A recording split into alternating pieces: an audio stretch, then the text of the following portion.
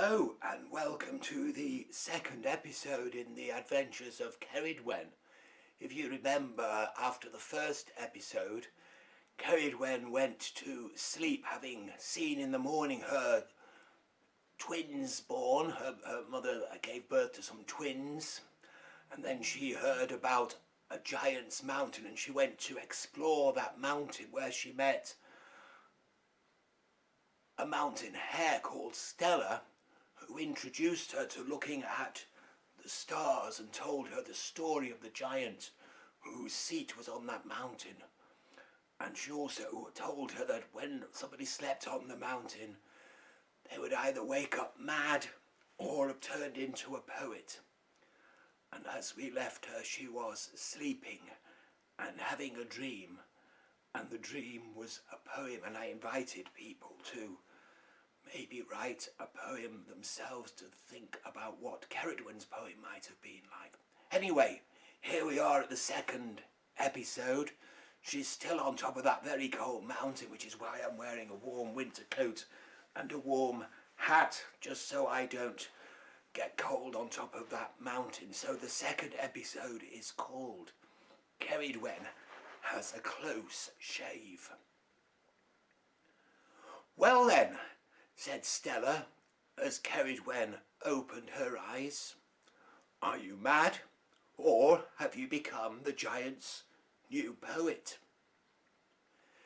It's too early to say, I guess, said Ceridwen, although I had my first dream last night, and the dream was a poem. That settles it, said Stella. My first dream sent me stir crazy. Mind you, I did wake up in a bed of nettles. I think I must have been sleep hopping. Stella had prepared breakfast by clearing the snow from a small patch on the mountainside. It's not the most appetizing meal you'll ever had, she admitted, but it will give you a bit of energy until you get beyond the snow. Ceridwen was grateful for Stella's small act of kindness and nibbled away at the coarse mountain grass. As she ate, she sang to herself the rule of sheep law. Chomp, chomp, as close as you will, down in the valley and up on the hill. For sheep grass is precious, so don't hurt the roots, and it will reward you with lovely fresh shoots. Breakfast over, it was time for Ceridwen to begin her journey home. I'll show you a quicker route, said Stella. It's also an interesting route because it takes you past a lake where long, long ago King Arthur imprisoned a dragon. So the two friends set off, and Stella told Ceridwen more about Llyn Cow, the lake. According to the legend, she told Ceridwen, it's a bottomless lake. Perhaps that's why nobody has seen the dragon, suggested Ceridwen. And so the conversation went on. Then, all of a sudden, Ceridwen saw a dark shadow moving against the white snow. The shadow grew near very quickly. Duck, shouted Ceridwen, and only just in time. For just as Stella dipped her head, Ceridwen felt a sharp pain on her back. It was a good job she was still wearing her winter wool. Are you all right? Asked Stella, with a look of concern, as a tear fell from one of her big brown eyes. Oh, don't worry about me, said Ceridwen.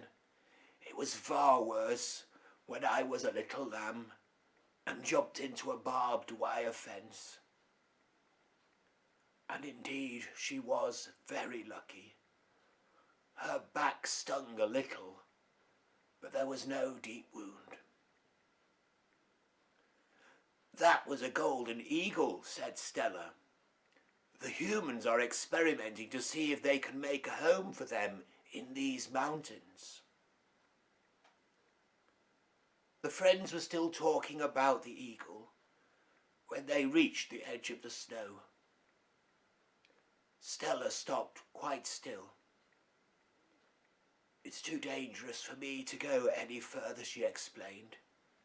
"My white winter coat gives me some protection in the snow, but it makes me a target elsewhere."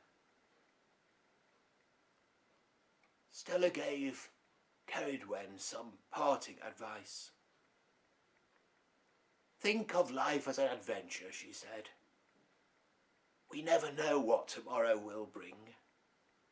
Sometimes it brings happy things, sometimes sad, sometimes a bit same old, and every once in a while, life can bring excitement." Ceridwen was listening carefully, so Stella continued. "People who are on an adventure," she said, "often look back at the end of each day to make sure they don't forget the things they have seen, the adventures they have had. So it's a good idea," she suggested, "at the end of every day, to spend just a few moments looking back, to let go of the worries, and to look once more for hope for tomorrow." "How do you do that?" asked Ceridwen. "My way," replied Stella, "is to look for the moon. Sometimes, of course, the moon can be hidden by the clouds. At other times you can only see a small slither. Hope can be like that, sometimes, hidden or weak. But we know that whether we can see the moon or not, whether it's the whole or just part of the moon is still there, ready to reflect the light of the sun for someone." Ceridwen joined in. "Just like hope, I guess." "That's right," said Stella. "But then every once in a while, the moon looks so much bigger than usual. Then we call it a blue moon, and it is a beautiful sight." "I like to think of a blue moon," said Stella, "as a sign that hopes can come true." And with that she said her farewells and hopped back up the mountain until her coat disappeared into the snow and they became one. Ceridwen was sad to see her friend go. "If I really am a poet," she promised, "I will create a poem just about you, and I'll call it Stella Stargazer. It will tell about the stars and the moon, helping us to find our way through life with stories and memories." With that, Ceridwen nodded a deep sheep nod of respect and went on her way. It took the rest of the morning for Ceridwen to reach Llyn Cow, the bottomless lake. And although she didn't see the dragon, she did meet a new friend called Elgan. She was taking a long, cool drink at the side of the lake, when all of a sudden she heard a splash. She looked up, but all she could see were circles on the water. But then a shiny head popped out from the waters. Ceridwen didn't know this, but Elgan was too modest to explain how he was given his name because it means beautiful circles, like the circles he made with every jump, just like the one Ceridwen had seen after the splash. Ceridwen still can't remember why, but Helgin told her, if you ever get into trouble, you must visit my cousin, Melangel. She is a special kind of fish, with lots of responsibility. Where would I find her? Asked Ceridwen. She was being polite, because she didn't really imagine that they would ever be in need of advice from a fish. Oh, said Elgin, Melangel is the guardian of Finan Beris, a deep and ancient spring. Those who know about these things say Melangel can be a real help when trouble comes your way. And then without further ado, Elgin said, must be off, and did a couple of backflips and a great splash, leaving a perfect ring of circles, framing a sunbeam touching the lake just at that moment. How very beautiful, said Ceridwen to herself before setting off home. She reached the end of the track just as the sky was growing dark, but it was much quieter than usual. Even the songbirds were silent. There was no sound of any of the farm animals. They must all be asleep, thought Ceridwen. But then she saw the sign on the farm gate. Ah, Worth, which in Welsh means for sale. And to her horror, Ceridwen's family were nowhere to be seen. Not her mum, not her dad, not the new baby twin lambs. No chickens, no barking dogs. And it was obvious that the cat had disappeared, because the only animals Ceridwen could see were the rats scurrying around, picking away at the fodder sacks. Then she remembered the conversation the day before between Mrs. and Mr. Owen about the bank being impatient. Oh, she said to herself, they've had to leave, and they've taken my family with them.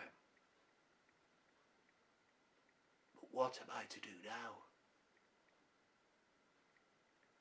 Of course, it was too late to make any rash decisions, and Ceridwen was very, very tired. The clouds were very heavy and dark that night. There was no way that Ceridwen could see the moon. But still, she followed Stella's advice and shared her sadness with the dark night sky. Then she made her way into the barn, found the spot where she had been born the previous spring, and settled down, feeling as sad as could be, and then drifted off to sleep. And while she slept, a second poem came in her dreams.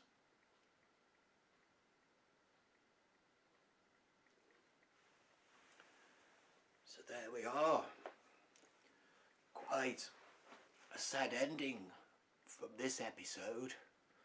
Hopefully not every episode will be as sad as that one.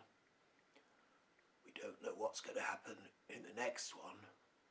But as with the previous one, perhaps you'd like to take up the invitation to write a poem that might have been the one in the dream that Ceridwen had as she slept in the barn that night. So enjoy thinking about that and writing your own version of Ceridwen's poem.